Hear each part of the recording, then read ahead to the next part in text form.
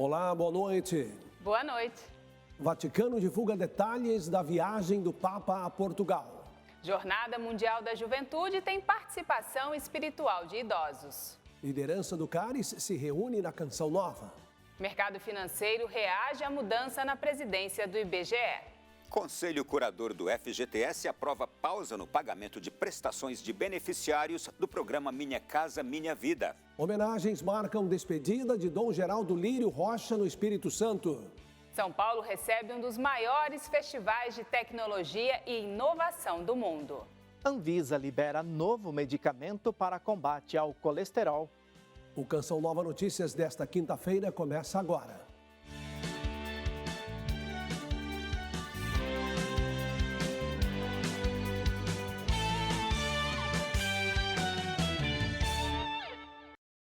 O Vaticano anunciou hoje os detalhes da viagem apostólica de número 42 do Papa Francisco. A partir da próxima terça-feira, 1º de agosto, o Santo Padre estará em Portugal, onde participará da Jornada Mundial da Juventude, que se encerrará no domingo, dia 6. Esta é a segunda vez que o Papa viaja a Portugal. A primeira visita ocorreu em 2017, por ocasião do centenário das aparições de Nossa Senhora na Cova da Iria. Francisco será o quarto pontífice a pisar em solo lusitano, depois de Paulo VI em 1967, João Paulo II em 1982, 1991 e no ano 2000, e Bento XVI em 2010. Matteo Bruni apresentou dados sobre Lisboa. A capital de Portugal tem quase 2.880.000 habitantes e está localizada na costa do Atlântico, na foz do Rio Tejo. O local é o maior centro urbano, econômico, cultural e turístico da nação. O diretor da Santa Sé afirmou que o Papa conhece bem os poetas e músicos portugueses. Disse que a história de Lisboa, assim como a da nação, é dominada pelas descobertas geográficas de exploradores marítimos. A imprensa Matteo Bruni também falou do cronograma da viagem do Santo Padre, que partirá de Roma no dia 2 de agosto e cumprirá uma importante agenda em 3 cidades portuguesas: Lisboa, Fátima e Cascais. Nesses locais, o Santo Padre terá encontro com autoridades políticas e religiosas, jovens universitários e representantes de centros de caridade. O pontífice também vai rezar a Via Sacra, o Rosário, além da Vigília e a Santa Missa. Ao todo, o Papa fará 11 discursos, 10 em espanhol e 1 em italiano. Outros dados divulgados pela Santa Sé revelam que, dos 10.298.000 habitantes de Portugal, 9.050.000 são católicos. A Jornada Mundial da Juventude de 2023 será a primeira sediada em solo lusitano e a terceira na Península Ibérica, depois de Santiago de Compostela em 1989 e Madrid em 2011. Olha, em Portugal, uma iniciativa da Jornada Mundial da Juventude promove a participação espiritual dos idosos no evento. É a ação Queridos Avós. Muitos dos queridos avós vão acompanhar a JMJ pela televisão. O projeto, além de ser uma grande rede de intercessão pela jornada, é uma boa maneira de ligar gerações, avós e netos. Rezo por ela, para que tudo lhe corra bem e para que ela vá buscar qualquer coisa de bom na vida, nesta jornada. Queridos Avós da JMJ é uma iniciativa promovida pelo movimento de Schoisset, em que cada idoso recebeu o nome de um neto do coração, que irá atuar no evento mundial. O diálogo entre as gerações sempre é uma constante nas palavras do Papa Francisco. Na homilia do Dia Mundial dos Avós e dos Idosos deste ano, ele lembrou aos jovens que os mais velhos sacrificaram-se por eles e que eles não podem ser apagados da agenda de prioridades. Nesta residência sênior, o grupo reúne-se para rezar e aprender mais sobre as Jornadas Mundiais da Juventude e os patronos da edição de Lisboa. A dinâmica enche a vida desses avós de mais ânimo e contribui para o seu processo terapêutico. São muito entusiastas nestas atividades, principalmente aqui na parte do cariz religioso, Eles, sempre que eu chego de manhã, é a primeira coisa, já ali estão à espera para irmos fazer a oração das jornadas. Depois da JMJ, será a alegria do encontro. Eles poderão conhecer os seus netos e netas do coração. Como já também declarou Francisco, a amizade de uma pessoa idosa ajuda o jovem a não restringir a vida ao presente. Por sua vez, aos mais velhos, a presença de um jovem abre a esperança de não se perder a trajetória vivida e a realização de seus sonhos. E agora a gente vem aqui para o Brasil porque o Conselho do FGTS aprovou uma pausa para o pagamento de prestações dos beneficiários do programa Minha Casa Minha Vida. Vamos chamar então Ronaldo da Silva em Brasília, que tem mais informações. Boa noite, Ronaldo. Boa noite, Reinaldo, para você também, para todo o público que agora nos acompanha. Olha, esta pausa é para os que estão inadimplentes. Até dezembro, a Caixa Econômica Federal vai adotar a medida e não afetará os trabalhadores com contas vinculadas ao FGTS, segundo o Ministério das Cidades. As renegociações de valores serão incorporadas ao saldo devedor dos contratos. E os bancos que aderirem à pausa nos pagamentos das prestações não terão prejuízos. Ao menos 700 mil famílias com dificuldades financeiras serão beneficiadas. A suspensão ocorre para permitir que as famílias se organizem financeiramente. E a estimativa do impacto da ação nas contas do FGTS é de R$1 bilhão. E o Ministério da Saúde, em parceria com o Ministério da Educação, vai retomar a educação sexual e reprodutiva nas escolas através do programa Saúde na Escola. A iniciativa visa promover a educação sexual e reprodutiva, além da prevenção de infecções sexualmente transmissíveis. De acordo com o Ministério da Saúde, mais de R$90 milhões serão destinados para os municípios que aderirem ao programa. Além dos temas, o cronograma educacional também inclui prevenção de acidentes e promoção da cultura de paz e direitos humanos. A previsão é que mais de 25 milhões de estudantes sejam assistidos. Criado em 2007, o programa tem o objetivo de contribuir para a formação integral dos estudantes da rede pública de educação básica. As novas abordagens educacionais se somam às temáticas sobre alimentação saudável, prevenção de obesidade e promoção da atividade física. Estamos no início do novo milênio. A ciência e a tecnologia se desenvolvem numa velocidade impressionante. Já os valores humanos parecem não avançar na mesma proporção. O programa Além da Notícia de hoje à noite vai falar sobre este tema. O mundo atual está em decadência? A reportagem é de Aline Menezes. Vivemos em tempo repleto de crises. Há quem diga que a maior preocupação no momento é a economia. No entanto, há algo que afeta a todos de forma democrática: o enfraquecimento dos valores humanos. Não importa quem seja nem a nacionalidade. A verdade é que a decadência ética, moral e cultural está levando a sociedade para caminhos tortuosos e obscuros. As civilizações atuais podem estar mais avançadas tecnologicamente, mas temos pouco fundamento para acreditar que somos imunes às ameaças que dizimaram nossos ancestrais. Há uma grande disputa de espaços e poder, além da busca incessante por prazer. Hoje, os relacionamentos, matrimônios e famílias estão cada vez mais abalados.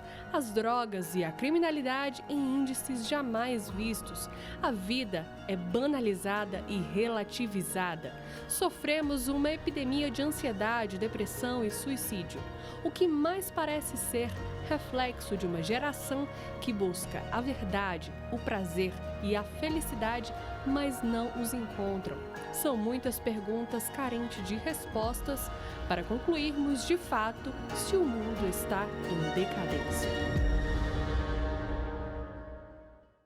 Com a indicação do economista e ex-presidente do IPEA, Márcio Postman, para a presidência do IBGE, o índice Bovespa caiu e os juros futuros subiram. A revisão da nota de crédito comunicada pela agência de classificação de risco Fitch dá sinal positivo para o corte da taxa de juros. Por isso, nós vamos a Brasília chamar a Aline Campelo, que traz as informações. Boa noite, Aline. Uma excelente noite, Elaine, e a todos que nos acompanham no Canção Nova Notícias. Pautas econômicas importantes, como a reforma tributária e o novo plano fiscal, teriam influenciado aí essa elevação da nota de crédito do Brasil, anunciada pela Fitch. Para falar sobre esse assunto e também sobre a escolha do novo presidente do IBGE, eu converso com o economista José Luiz Pagnatti. Muito boa noite, senhor José Luiz. O que significa o rating e o que significa essa elevação aí da nota de crédito do país? O rating é uma classificação de risco de o país ser um bom ou mau pagador, né? Na verdade, é uma nota com 21 notas, poderia ser um número, mas não é uma letra, né? E nós estamos hoje num nível ainda abaixo do que se chama grau de investimento, né? Que é a divisória entre algum risco de pagamento nas nossas dívidas, os nossos títulos que estão sendo comercializados no mundo, né? E o do bom pagador, né? Que é a chamada grau de investimento, que nós já tivemos ele lá em 2008. E quais são esses aspectos aí considerados pelas agências de riscos para considerar uma nação como uma nação que pode ter um bom investimento? Então, principalmente os chamados fundamentos macroeconômicos. Nós temos um superávit de comércio muito elevado, batemos recorde, por exemplo, desse primeiro semestre, estamos acumulando divisas, então dificilmente nós não vamos ter divisas para pagar qualquer título brasileiro que vença no exterior, título soberano, título do país. Isso vale também para as empresas. No caso da classificação que foi dada, foi em relação ao país, o título de governo, título soberano que a gente costuma falar. Esse é um dado importante, temos reservas altas de dólares no nosso Banco Central e, por outro lado, né, o avanço da reforma tributária, né, das alterações às regras fiscais, né, que dão uma certa tranquilidade em relação a um cenário de médio e longo prazo para o país. Então, só para simplificar, esses indicadores, incluindo a redução da inflação e outros mais, ajudam, né, a agência a rever para cima, né, a nossa nota, que foi o que aconteceu agora. Muito obrigada pelas informações. Volto com vocês. Tá, obrigada, Aline. E olha, a gente de Brasília vai para São Paulo, a gente vai falar de saúde, porque a gente tem informações de um novo remédio para combater o colesterol. Na capital paulista, então, Sidney Fernandes traz essas informações para a gente. Boa noite, Sidney. Boa noite a vocês em Cachoeira Paulista e boa noite a você que está sempre ligado no Canção Nova Notícias. A Agência Nacional de Vigilância Sanitária aprovou um medicamento injetável que reduz, em média, 52% do colesterol ruim. A injeção, aplicada 2 vezes ao ano, pode ser mais uma aliada no combate à doença que atinge 4 em cada 10 brasileiros. Medicamentos injetáveis para o tratamento do colesterol alto não são novidades no Brasil, mas costumam ser aplicados a cada 15 dias. Um novo recurso aprovado pela Anvisa é desenvolvido por uma farmacêutica suíça e traz um novo método. O indivíduo vai usar essa medicação subcutaneamente 1 vez a cada 6 meses, o que aumenta substancialmente a aderência dele ao tratamento. O remédio bloqueia a proteína que causa aumento de gordura no corpo. Durante 17 meses, um grupo de pacientes foi acompanhado para comprovar a eficácia do tratamento. Em mais de 1.500 pacientes testados com essa medicação, não houve efeitos colaterais significativos e a aderência, no caso dessa medicação, foi 100%. De acordo com a Sociedade Brasileira de Cardiologia, 40% da população brasileira tem colesterol elevado. O excesso dessa gordura no organismo é um dos principais fatores de risco para as doenças cardiovasculares, como infarto e AVC. Dona Marluce, que é atendida no Instituto do Coração de São Paulo há 17 anos, ficou animada com a aprovação da injeção. Eu tomo 20 remédios, 22 comprimidos, só de estar tirando comprimido todo dia, que às vezes a gente até esquece o comprimido, que não pode, né, mas esquece, era maravilhoso. O tratamento deve ser associado a mudanças de hábitos, como alimentação saudável e prática de atividade física. A expectativa agora é pela aplicação no Sistema Único de Saúde. Todas as medicações aprovadas no Brasil, para uso no Brasil, elas em algum momento serão de acesso para toda a população. Mudamos de assunto para falar de tecnologia. São Paulo recebe até o fim do mês um dos maiores festivais de tecnologia e inovação do mundo. A Campus Party espera receber 100 mil visitantes até o fim de semana. Um acampamento gigante para acomodar uma turma apaixonada por ciência, empreendedorismo e novidades tecnológicas. 4 mil pessoas estão acampadas na Campus Party, que acontece no pavilhão de exposições Anhembi, na zona norte de São Paulo. O evento já ocorreu em 30 países e em mais de 70 edições. No Brasil, é a 15ª. Mais de 500 palestras auxiliam no aperfeiçoamento profissional e na arte de empreender. Internet de 20 gigabytes e máquinas poderosas ampliam a informação na área de games, moda e gastronomia. Como a tecnologia está cada vez mais presente em nosso dia a dia, a Campus Party busca gerar conhecimento e aproximar as pessoas dessa realidade. Em instantes, a gente volta para falar de uma belíssima exposição no Museu de Arte Sacra, aqui da capital paulista. No Paraná, explosões em uma cooperativa agrícola provocou a morte de 8 pessoas. Foi nesta quarta-feira. De Curitiba, Fabiana Sá tem as informações. As 8 vítimas são um brasileiro e 7 haitianos. Eles morreram durante as explosões em um silo de grãos da cooperativa Cevale. Tem cor de alumínio voando até agora. Acho que foi o secador que explodiu aqui agora. Uma pessoa está desaparecida e outras 11 ficaram feridas. 9 delas em estado grave.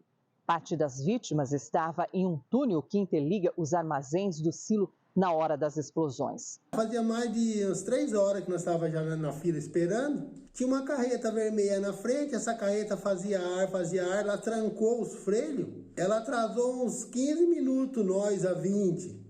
Foi o tempo que deu essa explosão. Por pouco, foi uma explosão muito grande. Uma força-tarefa foi montada pelo Corpo de Bombeiros para o resgate das vítimas. 2 aviões da Casa Militar foram deslocados para ajudar nos trabalhos. As causas das explosões ainda são desconhecidas. Os sobreviventes devem ser ouvidos pela Polícia Civil. A cidade de Palotina fica na região oeste do Paraná e os moradores dizem que sentiram o tremor das explosões em residências localizadas a 8 quilômetros da cooperativa. É uma cidade totalmente voltada para a região, ao sistema agrícola, e tem muitos agricultores aqui que nesse tempo é 24 horas, dentro das cooperativas. Em nota, a cooperativa Cevale disse que está mobilizada para preservar a integridade dos colaboradores atingidos e apoiar os familiares das vítimas. Tudo está sendo feito para o melhor, para ter uma situação assim de conforto para as famílias. De Curitiba, Fabiana Sá, para o Canção Nova Notícias. Olha, a gente vai saber agora da previsão do tempo para essa sexta-feira. Yara Naires, boa noite. Boa noite, Elaine, Reinaldo e especialmente a você que se mantém sintonizado com a gente. Vamos começar pela chuva porque ela se mantém no litoral norte do Nordeste pela manhã. Nessa parte de cima da região norte, no sul do Mato Grosso do Sul, nas áreas em azul dos estados sulistas e aqui no Sudeste em áreas dos 4 estados. Como estamos acompanhando, o mês de julho surpreendeu o mundo todo com as ondas de calor mais intensas registradas nos últimos 120 mil anos, segundo estudiosos. Nós tivemos a presença de frentes frias que deixaram as temperaturas mais baixas por aqui. Agora, nesses últimos dias, a frente fria que se formou no sul e avançou para o sudeste causou ligeira queda nas temperaturas, porém nada significativo. As tardes podem registrar máximas de 36 graus em Cuiabá, 30 no Rio de Janeiro e 16 em Porto Alegre. A chuva contribuiu na elevação dos índices da umidade relativa do ar, mas nas partes centrais do mapa, o índice não é animador. Fica em 12% no Mato Grosso e em Goiás, por exemplo. Portanto, a hidratação é fundamental para manter a saúde em dia. Bom, vou fechar com atualizações do super tufão Doksuri na China. Chuva intensa, ventania, alagamentos e deslizamentos de terra estão deixando a população da região em alerta. Na capital filipina, Manila, um barco com pelo menos 40 passageiros não resistiu aos fortes ventos e acabou virando em meio ao mar, levando à morte de ao menos 19 pessoas. As tempestades e ondas altas chegaram também a Taiwan, com ventos de 191 km por hora, obrigando a população a se precaver. Dezenas de voos foram cancelados, portos fechados e a retirada de moradores de várias áreas do território. As ações de prevenção continuam por lá, viu, Reinaldo e Elaine? Volto com vocês. Obrigado, Yara. E quantos desafios para os chineses, né, nesse momento? Olha, na Argentina, a dedicação de uma equipe da Fundação Mundo Marinho ajuda a salvar animais feridos pela falta de respeito do homem com a natureza. Um leão marinho foi devolvido ao mar depois de se recuperar dos danos causados por uma embalagem de plástico. Foi na areia da praia argentina de Punta Medanos que no início deste mês um leão marinho agonizava. Biólogos e veterinários da Fundação Mundo Marinho foram acionados. O animal ficou gravemente ferido por uma embalagem de plástico. Quando chegamos, já haviam retirado o pedaço de plástico que ele tinha no pescoço. Não recomendamos fazer isso porque são animais que podem passar doenças e até morder as pessoas. Tratamento intensivo e minucioso, com pomada anti-inflamatória. Fizemos vários exames médicos. Ele estava abaixo do peso, com anemia e o ferimento no pescoço estava infeccionado. A ferida cicatrizou e 4 semanas depois, junto com outro animal da espécie, é hora de voltar para o mar. O leão marinho, resgatado em abril desse ano, corre sem olhar para trás. Mas o que viveu as dores de uma ferida profunda parece não ter pressa. Por mais de uma vez ele para e olha a equipe como se agradecesse a nova chance. Só então segue para casa, cada vez mais ameaçada pela poluição do homem.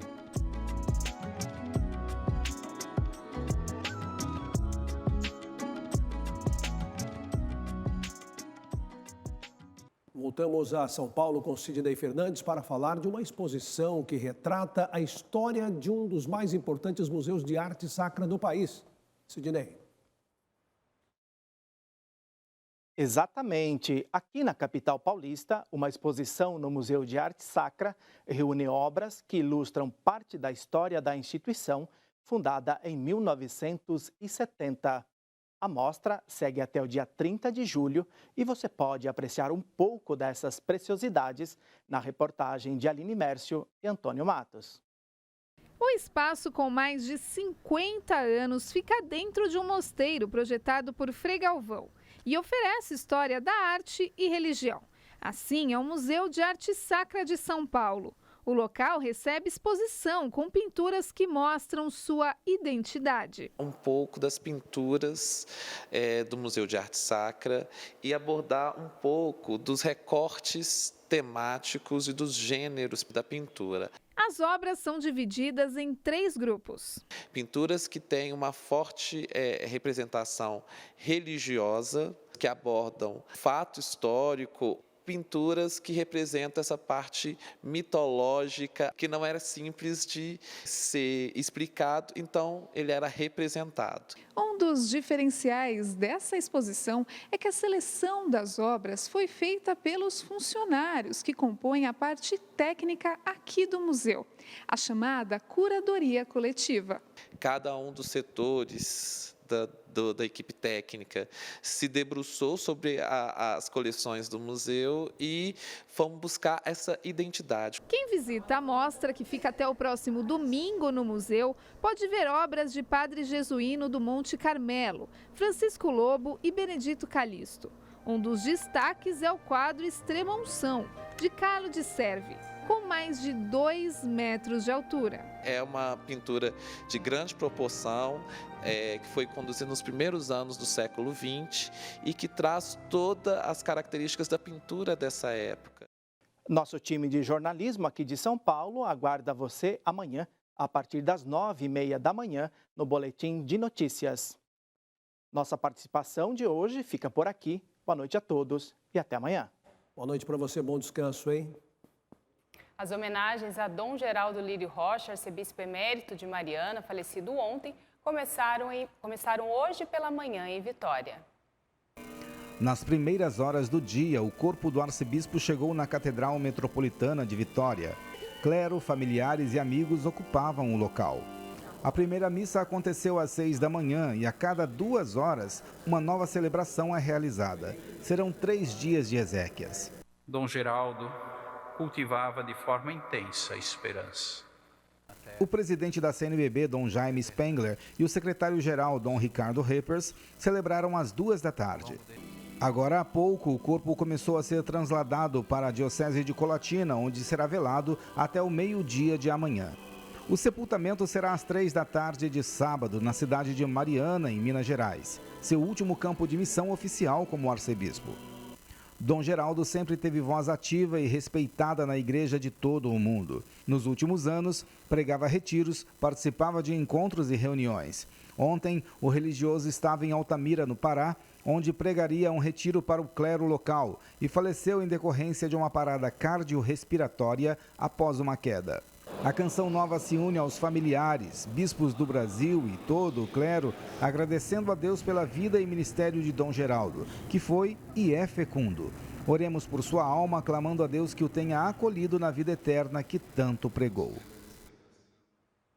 A segunda conferência Caris Brasil começa amanhã na sede da Canção Nova em Cachoeira Paulista, interior de São Paulo. Líderes e participantes do evento se preparam espiritualmente para viver um momento de comunhão das expressões católicas carismáticas. Corrente de graça intensificada na Canção Nova. Unidade diante de um sacerdote que deixou marcas eternas. O Padre Jonas tornou-se um pregador da renovação carismática católica. Mas não só pregador, ele exercia os dons, os carismas. Membros do serviço criado pelo Papa Francisco se reuniram para uma missa no local onde Monsenhor Jonas Habib foi sepultado. Ao mesmo tempo que saudade, claro, né, mas também alegria em estar aqui recordando tudo o que ele fez, né? É uma presença viva no nosso meio, muito viva. Ele viajou o Brasil inteiro pregando encontros para as lideranças, né, congressos estaduais, congressos nacionais, levando as pessoas à experiência do batismo no Espírito Santo, o exercício dos dons carismáticos.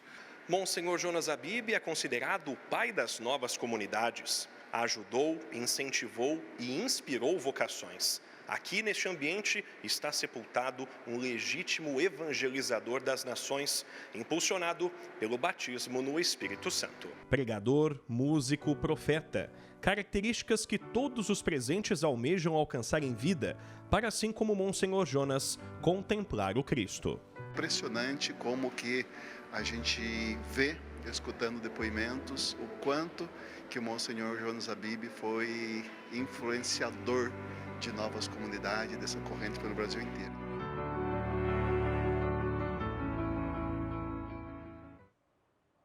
E você que acompanha a Canção Nova diariamente, já parou para pensar quantos acontecimentos bonitos ocorreram na sua vida por meio da evangelização realizada por esse sistema de comunicação? Quantas transformações, não é mesmo?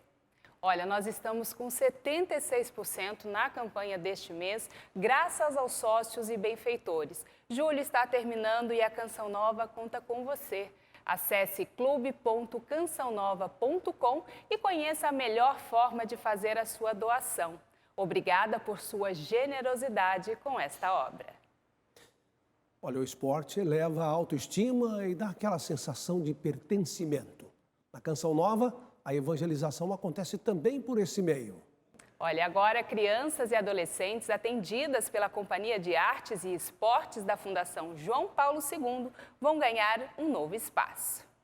De tijolo em tijolo, a estrutura ganha forma. E a principal motivação da construção é justamente dar melhores condições para os nossos atendidos, uma vez que nós estamos no espaço que desenvolve artes e esportes, mas nós não tínhamos até então uma quadra, um campo de futebol adequado, as instalações adequadas.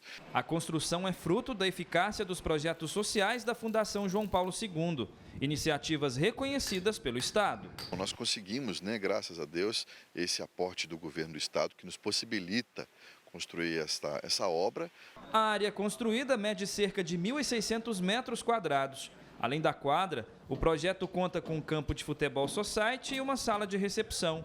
Investimento de quase 5 milhões de reais. Essa obra, a previsão é que ela termine no início do próximo ano, provavelmente entre fevereiro e março. Clarice ensina judô para dezenas de crianças há 3 anos. Faz questão de motivar e registrar a participação dos alunos em campeonatos e festivais. O esporte, ele alcança realidades assim que, através de outras coisas, nós não conseguiríamos alcançar. Integração entre as famílias, entre as crianças. Em dias de chuva ou de muito sol, o campo que era gramado ficava inutilizado. Agora, com a construção da quadra coberta, será possível dar mais conforto e segurança aos atendidos pela entidade. Tem algumas modalidades que aqui não podem ser realizadas, como o futsal, tanto quanto o atletismo e a GR, a ginástica rítmica, é realizada lá na quadra de esportes aqui da cidade. Pai de 2 crianças acolhidas em projetos sociais da Fundação, Alexander se alegra ao falar da assistência que os filhos recebem na instituição. As atividades que são oferecidas aqui propõem o desenvolvimento pleno da criança. Eles amam esse espaço, amam a convivência, amam os professores, porque são pessoas que, para além de tudo, são referências para eles dois, né? Eu gosto de vir para cá porque dá para mim fazer muitas atividades e é muito legal fazer isso. A evangelização junto com o esporte, então eu vejo isso um grande sonho também do Padre Jonas sendo realizado através do esporte, através de Dom Bosco hoje. Um instrumento de evangelização que a Canção Nova se utiliza para levar Deus a cada aluno, a cada pessoa matriculada aqui na Companhia de Artes.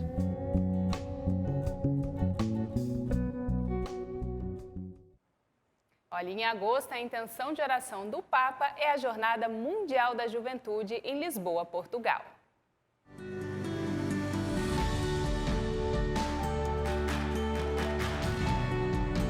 Quando vou à igreja do meu bairro, vejo somente pessoas mais velhas. A igreja agora é coisa de velhos? La iglesia no es un club para la tercera edad, como tampoco es un club juvenil. Si se convierte en algo de viejos, va a morir. San Juan Pablo II decía que si vivís con los jóvenes, también vos te volvés joven. Y la iglesia necesita a los jóvenes para no envejecer. Dear Pope Francis, why did you choose the theme Mary arose and went with haste for this World Youth Day? Porque María, en cuanto sabe que va a ser la Madre de Dios, no se queda allí tomándose un selfie o presumiendo. Lo primero que hace es ponerse en camino a toda prisa para servir, para ayudar. También ustedes tienen que aprender de ella, ponerse en camino para ayudar a los demás. Que attendez-vous des Jeunes de Lisbonne? Me gustaría ver en Lisboa una semilla del mundo del futuro, un mundo donde el amor esté en el centro, donde nos podamos sentir hermanas y hermanos. Estamos en guerra, necesitamos otra cosa, un mundo que no tenga miedo a testimoniar el Evangelio, un mundo con alegría, porque los cristianos, si no tenemos alegría, no somos creíbles, no nos cree nadie. Rezemos para que a Jornada Mundial da Juventude em Lisboa will help us young people to set out in this journey en témoin de l'Évangile par notre propre vie. Olhe, pelo nosso Instagram você também fica informado com notícias do Papa e da Igreja no Brasil e no mundo. Segue lá, curta e compartilhe, @CN Notícias. Olha, a seguir tem transmissão da Santa Missa, às 9 horas, Escola da Fé, com o professor Felipe Aquino, e às 10, o Além da Notícia, com o Ronaldo da Silva. Nos vemos amanhã, uma ótima noite para você. Boa noite, paz para você.